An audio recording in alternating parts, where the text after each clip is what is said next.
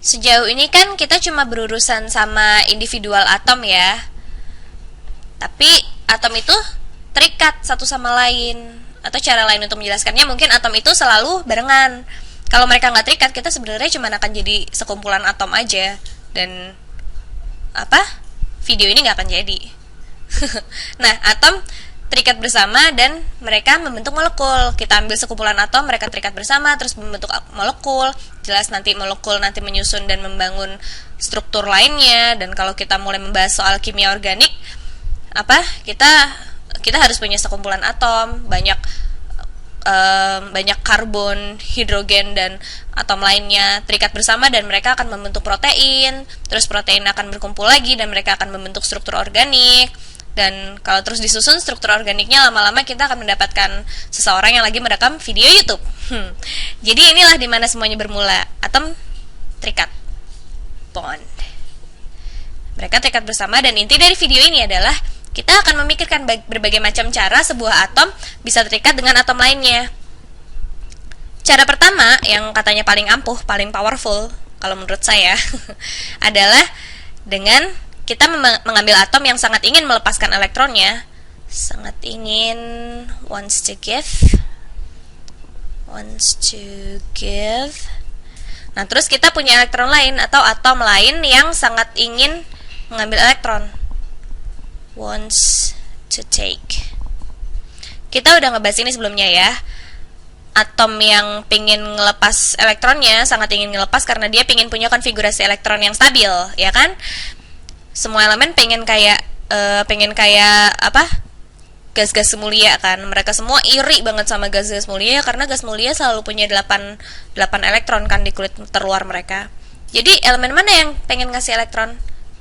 Kalau kita lihat di tabel periodik, elemen yang benar-benar pengen ngelepas elektronnya itu, kita udah bahas lumayan dalam ya, adalah logam-logam alkalin ini. Mereka ini sangat ingin melepaskan satu elektron di kulit terluar mereka, ya kan? Nah, ada juga elemen-elemen lain yang pengen ngelepas elektronnya, tapi yang di sini ini ekstrim. Mereka pengen banget ngelepas elektron. Dan elemen mana sih yang mau ngambil elektronnya? Halogen kan? Kita udah bahas soal ini juga. Mereka ini seneng banget ngambilin elektron. Yang seneng ngambil elektron bukan cuma mereka aja sih, tapi halogen ini adalah elemen yang elektron negativitasnya tinggi. Mereka bener-bener mau banget ngambil elektron. Jadi kalau kita letakkan berdekatan elemen-elemen yang dari kelompok berbeda ini, apa yang terjadi? Katakanlah kita ambil sodium sama klorin.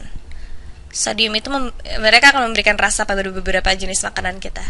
Sodium, jadi kita punya beberapa sodium dan beberapa sodium. Jadi coba saya gambar kulit valensinya ya. Kulit valensinya itu kayak gini, dia punya satu elektron di sini yang pengen banget dia buang, ya kan? Dan klorin itu adalah kayak gini. Klorin, dia punya 7 elektron valensi. 2, 3, 4, 5, 6, 7. Yang terjadi adalah dia ini mau ngelepas elektron biru kecil ini kan, dan si elektron ini benar-benar pingin juga ninggalin sodium dan pindah ke klorin, gitu kan? Ini bukan jumlah satu elektron untuk satu tempat, kita punya jutaan, miliaran atom berputar-putar saling mengelilingi dan elektronnya bakal loncat-loncat ke satu atom lain. Tapi biar gampangnya kita katakanlah kita cuma punya 2 atom ini aja ya. Dan yang terjadi adalah elektron ini meloncat pergi. Dan waktu dia pergi, apa yang terjadi sama sodium? Sodium nggak akan punya elektron lagi di kulit terluarnya. Meskipun yang jadi kulit terluarnya sekarang sebenarnya adalah kulit di bawah kulit terluar aslinya, tapi kita bisa bilang kalau sodium udah kehilangan elektron paling luarnya lah. Jadi sekarang konfigurasi elektronnya bakal mirip banget kan sama neon gitu. Kalau sodium lepas satu elektron, konfigurasi elektronnya bakal mirip neon. Tapi sekarang dia punya elektron yang lebih sedikit dari protonnya. Jadi sekarang dia muatannya positif. Tadinya netral kan, tapi terus jadi positif.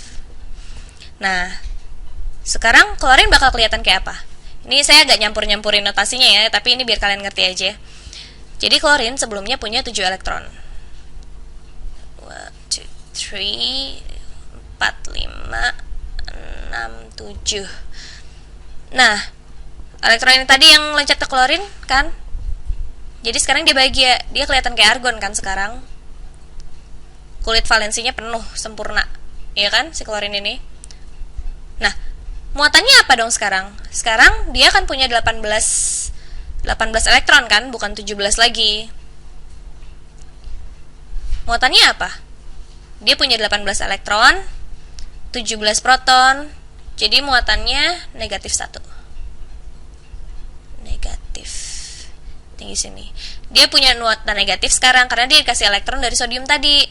Jadi kedua atom ini kan sekarang bahagia nih dari sudut pandang konfigurasi elektronnya, karena mereka kulit valensinya sekarang stabil kan dua-duanya. Tapi mereka kan saling menarik nih. Gaya Coulomb positif menarik negatif, negatif menarik positif ini kan, dan gaya elektrostatis ini bisa jadi sangat kuat kalau mereka terus jadi mereka terus terikat. Nah, gaya tarik ini yang dinamakan ikatan ion. Mereka akan membentuk NaCl. Ini dia. Di ikatan ini mereka nggak berbagi elektron. Yang ini sangat pingin elektron dan yang ini akhirnya ngasih kan. Terus dia bilang, BTW, ini udah aku kasih, tapi sekarang aku positif, kamu negatif. Aku mau deket-deket terus sama kamu aja deh. Nah, akhirnya kita dapat NaCl. Ya kan, garam untuk pakai buat makanan kita. Nah, itu tadi situasi kalau satu atom pengen melepas elektron dan satunya mau mendapatkan elektron. Nah, apa yang terjadi kalau katakanlah mereka nggak se-ekstrim itu kepinginnya untuk apa sih? Nggak se-ekstrim itu untuk kepingin melepas dan mengambil elektron. Tadi saya tadi memikirkan beberapa contoh, tapi contoh terbaik misalnya bagaimana kalau elemen oksigen? Oke, coba lihat. Elemen oksigen. Yang di sini tadi kan ikatan ion nih. Ini kita jadi loncat, maju mundur ya. Saya nggak yakin tadi udah ngejelasin apa belum. Tapi kenapa sih mereka disebut ikatan ion? Itu karena kita membentuk ion. Karena ketika kita memberikan elektron dari sodium ke klorin, kita membentuk ion. Sodium ini membentuk kation dan kation karena dia positif kan. Klorin ini membentuk anion karena dia negatif. Terus mereka terikat bersama, jadilah mereka membentuk ikatan ion. Ionic.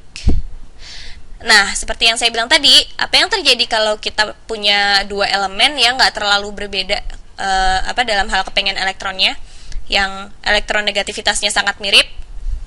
Contoh terbaik ya, kalau kita punya dua elemen yang sama, katakanlah kita punya oksigen. Ini satu oksigen, coba kita pastiin di tabel periodik biar nggak salah. Oksigen punya 6 elektron valensi, itu agak 4, 6. Iya kan? Elektron valensinya 6. Jadi 2S2, 2P4. Jadi di kulit kedua yang terluar dia punya 6 elektron. 2, 3, 4, 6 elektron valensi. Nah, terus kita punya oksigen lagi. Dia sama punya 2, 3, 4, 6 elektron. Nah, kedua atom oksigen ini kan pingin punya 8 elektron valensi kan. Mereka akan jadi stabil dan mereka bisa pura-pura jadi gas mulia deh. Tapi jelas di sini mereka kan nggak punya 8 elektron. Mereka cuma yang mereka punya di sekeliling mereka cuma atom oksigen lainnya kan. Nah, yang bisa mereka lakukan adalah oksigen ini pergi ke oksigen yang itu dan bilang, kenapa kita nggak berbagi elektron aja biar kita berdua bisa pura-pura kalau kita punya 8 elektron. Nah, terus oksigen ini bilang, oh boleh aja. Nah, jadi kita pindahin sini ya. Saya tulis pakai warna biru deh.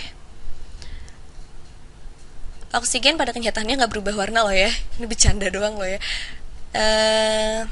Ini saya gambar begini biar kalian bisa bedain kalau itu beda ya, yang ini. Terus mereka berbagi elektron. Nih, ini kan mereka berbagi elektron nih. Kita tunjukkan dengan menggambar garis di sini. Gini. Jadi mereka berbagi 2 pasang elektron. Jadi 2 pasang elektron. Yang ini dia punya 6 elektron, tapi dia bisa pura-pura kalau dia punya elektron ini dan elektron yang ini. Jadi dia bisa pura-pura punya 8 elektron valensi, dan yang di sini juga akan melakukan hal yang sama kan. Dia punya tuh agak 4, 6. Tapi dia juga bisa pura-pura elektron yang ini adalah elektron valensinya dia. Ya kan? Jadi mereka berdua bahagia. Nah, kejadian di mana dua atom berbagi elektron ini, elektronnya akan bergerak ke sekitar awan elektron kedua atom ini sebenarnya. Ikatan ini tuh disebut sebagai ikatan kovalen. Covalent bond. Dan ini tipikal kalau kita berurusan sama elemen yang nggak terlalu berbeda elektronegativitasnya atau nggak terlalu beda keinginan mereka untuk mendapat atau melepas elektron. Ketika kita membahas apa ya, kalau nggak salah sih kalau waktu kita ngebahas energi ionisasi deh, kita bicara soal ikatan oksigen dan air kan. Oksigen di sini dia kan ada 6 elektron ya. 6 elektron. Salah. Sebenarnya oksigen dan hidrogen membentuk air ya. Jadi sama hidrogen. Kayak gini. Satu lagi di sini. Dia bilang, kita ngumpul dan berbagi elektron yuk. Terus kata hidrogennya, boleh yuk kita bagi-bagi elektron. Nah, coba saya tulis ulang biar jelas kalau mereka berbagi. Tulis oksigen di sini kayak gini. Elektronnya saya pindahin aja biar gampang. Datanglah 2 hidrogen ini. Dan mereka berbagi. Satu hidrogen di sini, satu di situ. Nah, sekarang bisa pura-pura kan hidrogennya kulit terluarnya penuh karena sekarang dia punya 2 elektron. Cuma di sini aja ya, angka 8 itu nggak berlaku karena hidrogen kulitnya cuma 1. Dan yang ini juga sama, oksigen bisa pura-pura punya 8 elektron di kulit valensinya, dan semua orang senang. Jadi ini contoh lain dari ikatan kovalen. Cara lain buat tulis ini kayak pernah saya tunjukin ya di video sebelumnya. Dia bisa digambar kayak gini. Nah, implikasinya adalah setiap garis ini menunjukkan 2 elektron. Ini artinya sama nih 2 gambar ini nih. Tapi di sini oksigen itu elektronegativitasnya lebih besar daripada hidrogen kan. Dia jauh lebih pingin elektron daripada si hidrogen ini. Jadi elektronnya akan lebih sering bergerak di sekitar oksigen daripada di sekitar hidrogen. Jadi hidrogen akan jadi hidrogen bisa kita sebut sebagai bermuatan positif parsial di bagian molekul sebelah sini. Dan oksigen akan menjadi bermuatan negatif parsial. Tanda minus kecil banget ini ya. Ini namanya ikatan kovalen polar. Polar covalent. Nah, ini sebenarnya tetap ikatan kovalen, tetap berbagi elektron, tapi polar karena elektronnya akan tertarik untuk bergerak, untuk tertarik ke salah satu atom ini aja. Nah, kalau ini terjadi, molekulnya sendiri itu dia akan punya polaritas. Di satu sisi molekulnya akan dia akan bermuatan negatif molekulnya, tapi di sisi lainnya dia akan bermuatan positif karena elektronnya lebih sering bergerak di bagian sana. Nah, ikatan terakhir yang akan kita bicarakan adalah ikatan logam, metallic bond.